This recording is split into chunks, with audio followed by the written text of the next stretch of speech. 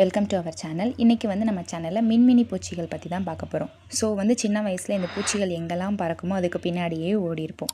So அப்போ நமக்கு நிறைய டவுட் வரும், எல்லா பூச்சியும் இருக்குது, இந்த பூச்சிக்கு மட்டும் ஏன் பேக் சைடில் இவ்வளோ பெரிய லைட் எரியுது அப்படின்னு. அதுக்கான சொல்யூஷன் தான் பார்க்க போகிறோம்.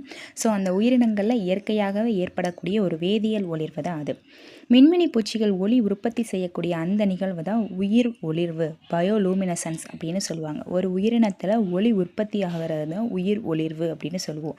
இங்கே வேதியாற்றல் அப்படியே ஒளியாற்றலாக மாற்றப்படுது. நார்மலாக ஒரு கேண்டிலோ ஒரு மின் விளக்கு பொறுத்துறோம் அப்படின்னா எந்த அளவுக்கு அதில் ஒளி வருதோ அதே மாதிரி அதிகமாக என்ன இருக்கும் அப்படின்னா ஹீட் வெளியே வரும். ஆனால் மின்மினி பூச்சிகள் அந்த மாதிரி கிடையாது. அதனால இந்த ஒளியை குளிர்ந்த ஒளி அப்படின்னு நம்ம சொல்கிறோம்.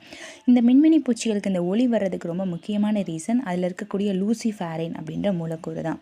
இந்த மூலக்கூறுகள் மூளைக்கட்டி தொடர்பான சிகிச்சைக்கும் புற்றுநோய் தொடர்பான சிகிச்சைக்கும் பயனளிக்க வல்லது அப்படின்னு ஆய்வுகள் கூறுது.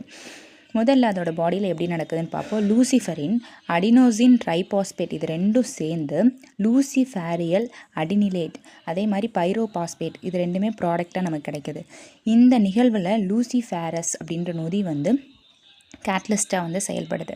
அடுத்து இந்த லூசிஃபேரியல் அடினிலேட்னு சொன்னோம் இல்லையா, அதுதான் சரௌண்டிங்கில் இருக்கக்கூடிய ஆக்சனோட சேர்ந்து இதில் இல்லை அப்படின்னா அந்த பூச்சி அப்சர்வ் பண்ணதுலேயே அந்த பாடியில் இருக்கக்கூடிய ஆக்சனோட சேர்ந்து லைட்டாகவும் ஆக்சி லூசிஃபரினை வெளிப்படுத்தும். ஸோ இது எல்லாமே எங்கே நடக்குது அப்படின்னா ஒரு மின்மினி பூச்சியோட அடி வயிற்று பகுதிகளில் தான் இந்த கெமிக்கல் ப்ராசஸ் எல்லாமே நடக்குது. ஸோ இந்த நிகழ்வு மூலமாக தான் நமக்கு அந்த கண் கவரக்கூடிய ஒளி வெளிப்படுது. அதே மாதிரி மின்மினி பூச்சிகள் வியட்நாம், பிரேசில் இந்த மாதிரி வேறு வேறு நாடுகளே காணப்படுது.